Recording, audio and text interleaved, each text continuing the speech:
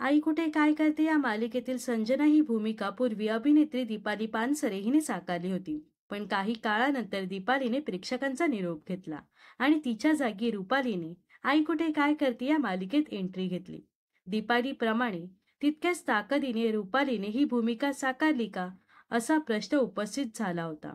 पण रुपालीने संजना ही भूमिका उत्कृष्टरित्या साकारली आणि यासाठी तिला सर्वोत्कृष्ट खलनायिकेचा पुरस्कार देखील मिळाला होता.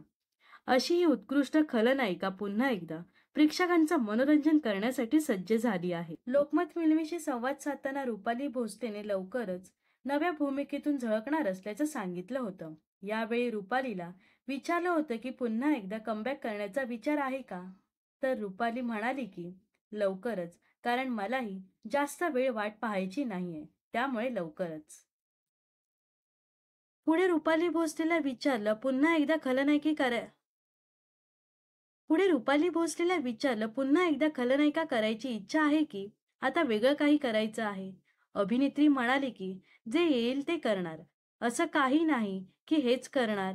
जर निगेटिव्हसाठी विचारण्यात आलं तर ते माझ्यासाठी आव्हानात्मक असेल, कारण एक प्रेक्षकांना दिलं आहे, तर अजून काय करता येईल.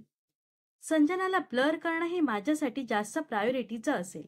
संजनाला ब्लर करून नवीन भूमिका प्रेक्षकांमध्ये रुजवणं हा हेतू असेल. त्यामुळे माझ्यासाठी हे खूप आव्हानात्मक असेल. तर रुपाली भोसलेला पुन्हा एकदा छोट्या पडद्यावर पाहण्यासाठी तुम्ही किती उत्सुक आहात हे नक्कीच कमेंट्समध्ये सांगा.